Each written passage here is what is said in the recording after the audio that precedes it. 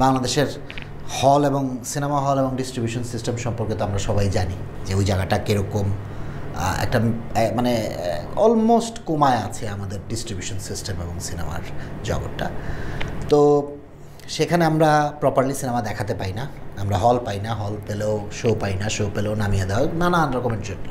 এখন আমরা তো বুঝেন শিল্পী মানুষ, আমাদেরকে তো সিস্টেমটাই এমন, আপনাকে শেখানো হয় মাথাটা নিচে দিয়ে মেরুদণ্ডটা বাঁকা করে আপনি হাঁটবেন, কারণ আপনি মাথা উঁচু করে কিছু বলতে গেলেই আপনি টার্গেটেড হয়ে যাবেন, ক্যালার্ড হয়ে যাবেন। খাবারের বিলের থেকেও কম টাকা তারা আমাকে অফার করতেছে, সকল সত্য, ডিজিটাল, ওটিটি, টিভি, আজীবনের জন্য। তো তখন মনে হলো যে আসলে সিনেমা নাকি দোষ করে ফেললাম, নাকি মানে এই দেশে মুক্তিযুদ্ধের সিনেমা এত কষ্ট করে বেনে যখন আপনাকে খারাপ কথাগুলো আমি নাই বললাম, এমনও বলা হয়েছে মুক্তিযুদ্ধের সিনেমা আপনারা কেন বানান, হয়তো কেউ দেখে না, which is in some way right. আমাদের দেশে মুক্তিযুদ্ধের সিনেমা কেউ দেখতে চায়, তো তখন তো অভিমান হবেই। আসলে তখন অভিমান রাগ হয় অনেক। সাকিব নির্ভর ইন্ডাস্ট্রি আমার মনে হয় সেটা না। আমার মনে হয় যে বাংলাদেশে ফিল্ম করতে হলে ওই প্যাকেজিংটা খুব ইম্পর্ট্যান্ট।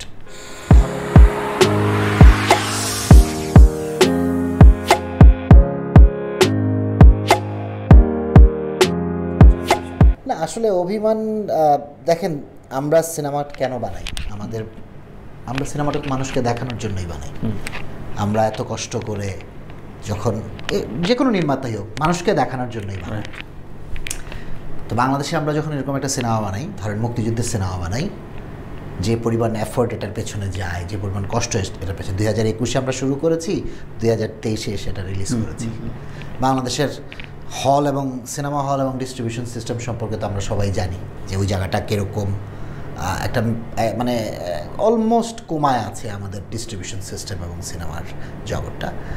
তো সেখানে আমরা প্রপারলি সিনেমা দেখাতে পাই না, আমরা হল পাই না, হল পেলেও শো পাই না, শো পেলেও নামিয়ে দেওয়া, নানান রকমের জন্য। তারপর কি আপনি চান যে ঠিক আছে তাহলে এখন টেলিভিশন, আগে টেলিভিশনের একটা সময় ছিল, এখন টেলিভিশনটা ওরকমভাবে নেই, নতুন যেটা এসছে ওটিটি, আপনি তখন যে আচ্ছা ঠিক আছে ওটিটি কোন প্ল্যাটফর্মে আপনি যাবেন।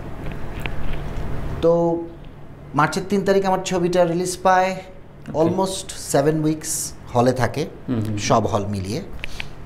তারপর আমার বাংলাদেশের মোটামুটি সকল ওটিটির সাথেই কথা হয়, আমি নাম বলবো না। কেউ বলেছে এটা আমাদের পলিসির বাইরে, কেউ বলেছে এই বছর আমরা আর সিনেমা নেব না, কেউ বলেছে আপনাকে আমি জানাচ্ছি, কেউ বলেছে আমরা এটা নিব, আমাদের খুব পছন্দ হয়েছে, এই আপনাকে আগামী 2 সপ্তাহের মধ্যে জানাচ্ছি, এরপর আর খবর নেই। আর কেউ এটার আজীবন সত্য, সকল রকমের সত্য নিয়ে নিতে যে দামটা বলে তার থেকে বেশি টাকা আমি আমার শুটিংয়ের সময় আমার ইউনিটকে খাওয়িয়েছি। খাবারের বিলের থেকেও কম টাকা তারা আমাকে অফার করতেছে, সকল সত্য, ডিজিটাল, ওটিটি, টিভি, আজীবনের জন্য। তো তখন মনে হলো যে আসলে সিনেমা নাকি দোষ করে ফেললাম, নাকি মানে এই দেশে মুক্তিযুদ্ধের সিনেমা এত কষ্ট করে বেনে যখন আপনাকে খারাপ কথাগুলো আমি নাই বললাম, এমনও বলা হয়েছে মুক্তিযুদ্ধের সিনেমা আপনারা কেন বানান, হয়তো কেউ দেখে না, which is in some way right. আমাদের দেশে মুক্তিযুদ্ধের সিনেমা কেউ দেখতে চায়, তো তখন তো অভিমান হবেই। আসলে তখন অভিমান রাগ হয় অনেক। এখন আমরা তো বুঝেন শিল্পী মানুষ, আমাদেরকে তো সিস্টেমটাই এমন, আপনাকে শেখানো হয় মাথাটা নিচে দিয়ে মেরুদণ্ডটা বাঁকা করে আপনি হাঁটবেন, কারণ আপনি মাথা উঁচু করে কিছু বলতে গেলেই আপনি টার্গেটেড হয়ে যাবেন, ক্যালার্ড হয়ে যাবেন। বাংলাদেশে কেউ কোনো নির্মাতা বলছেন যে বাংলাদেশে আগামী 10 বছরের ভেতরে হিউজ একটা বাজেটের ছবি করা সম্ভব, কেউ 40-50 কেউ 100 কোটি টাকার ছবি নিয়ে নাকি নামবে। আবার কেউ বলছেন যে হ্যাঁ সিনেপ্লেক্সগুলো আর একটু বাড়লেই সিনেমা নিয়ে কোনো চিন্তা করতে হবে না। প্রচুর ফেসবুক খুললেই অনেক রকম তারকা আমরা দেখতে পাই ফিল্মে প্রচুর ব্যস্ত, সেটা ফিল্ম রিলিজ হোক না হোক কিন্তু ফিল্মে তারা ব্যস্ত। এই যে তাহলে বুঝবো কি? এবং যারা কেউ এই যে বলছে তারা আবার 2-3 জনের বেশি না এবং শাকিব খান নির্ভর। যদি বলি হিমেল আশরাফ, যদি বলি রাহান রাফি শাকিবের সাথে ছবি করতে যাচ্ছে, যদি বলি অনন্য মামুন, এই 3 জনের কাছ থেকে একটা গল্প শুনি, বাকি সবার কাছ থেকে এক ধরনের হতাশার গল্প শুনি। আমি কোন দলে, ব্যাপারটাকে আমি একটু এক্সাম্পল দিয়ে বলি তাহলে জিনিসটা ইজি হবে। বিস্তারিত শুনতে চাই। আপনি যাদের নাম বললেন অবশ্যই তাদের নিজস্ব ট্যালেন্ট আছে, ট্যালেন্ট না থাকলে তো তারা আর কাজ করছে না। এখন বাংলাদেশ ক্রিকেট টিমের আমাদের যে ব্র্যান্ড অ্যাম্বাসেডর বলে যাকে, পোস্টার বয়, এখন তো আবার রাজনীতিবিদ, সাকিব আল হাসান। জি। সাকিব আল হাসান যখন ক্রিকেট নিয়ে কথা বলবে, আপনি ওর সাকসেস স্টোরিগুলাই কিন্তু শুনতে পাবেন, বিকজ ওর ইয়েটাতে সাকসেসে ভরা। তো যারা সাকসেসটা পেয়ে যায় তাদের কাছে জগৎটাকে রঙিনই মনে হয়। আচ্ছা, এখন সাকসেসটা আপনি কীভাবে, নিশ্চয়ই ট্যালেন্ট আছে বা সাকসেস আপনি কীভাবে পান সেই প্রশ্নে আমি যাচ্ছি না। তো যারা মনে করছে যে ফিল্ম ইন্ডাস্ট্রি চেঞ্জ হয়ে যাবে, হতে পারে তাদের হাতে অনেক কাজ, তারা অনেক বিজি, তারা ওটা দিয়েই গোটা ইন্ডাস্ট্রিটাকে বিচার করার চেষ্টা করছে।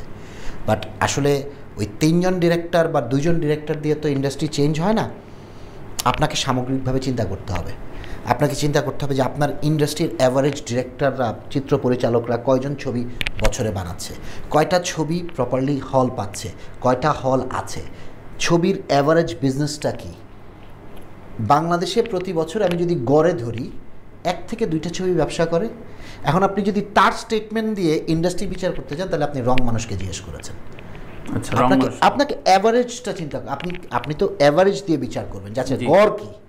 এখন যে ফার্স্ট হয়েছে সে তো ফার্স্ট হয়েছে, আর যারা স্ট্রাগল করছে তাদেরটা তো আপনাকে গড়ে এসে আপনাকে চিন্তা করতে হবে যে ইন্ডাস্ট্রিটা কোথায়। সো যারা ভালো করছে তাদের কাছে মনে হচ্ছে যে জীবন এগিয়ে যাচ্ছে, ফিল্ম ইন্ডাস্ট্রি এগিয়ে যাচ্ছে, ভালো, তাদের জন্য এগিয়ে যাচ্ছে, আমি তাদের জন্য খুশি দোয়া করি তাদেরটা এগিয়ে যাক। কিন্তু আমার টোটাল ইন্ডাস্ট্রির কি অবস্থা, হাওয়াতে তো শাকিব খান ছিল না,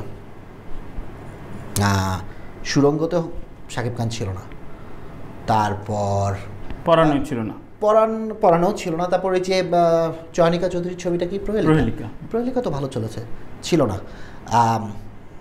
ইভেন ভালো লেগেছে যে রিদি হকের যে 71-এর সেই সব দিন ছবিটাও কিন্তু ভালো।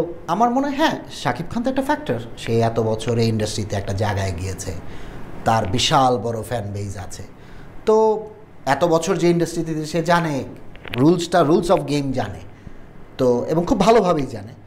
তো শাকিব নির্ভর ইন্ডাস্ট্রি আমার মনে হয় সেটা না। আমার মনে হয় যে বাংলাদেশে ফিল্ম করতে হলে ওই প্যাকেজিংটা খুব ইম্পর্ট্যান্ট। ধরেন হাওয়ার মতো ছবি, অবশ্যই it was a very well made film, but এটার পেছনে কিন্তু মাছরাঙা বা স্কোয়ার গ্রুপ আছে, তাদের প্রত্যেকটা ক্রিয়েটিভ চিন্তা করেন, ক্যাম্পেইন চিন্তা করেন, এটার পেছনে কিন্তু অনেক বড় একটা শক্তি লাগে। একটা সিনেমাকে আপনি মানুষের কাছে নিয়ে যাওয়ার জন্য আপনাকে সিনেমার থেকেও ঠিক সেম এফোর্টটা বা বেশি এফোর্ট দিতে হবে আপনার ক্যাম্পেইনে, এবং এটার জন্য আপনার টাকা লাগে। তো আপনার যদি শক্তি না থাকে আপনি কিন্তু সিনেমাটাকে জায়গা মতো নিয়ে যেতে পারবেন না। তো আমার মনে হয় যে একটা ওয়েল প্যাকেজিং ফিল্ম দরকার বাংলাদেশের অডিয়েন্সের জন্য এই মুহূর্তে।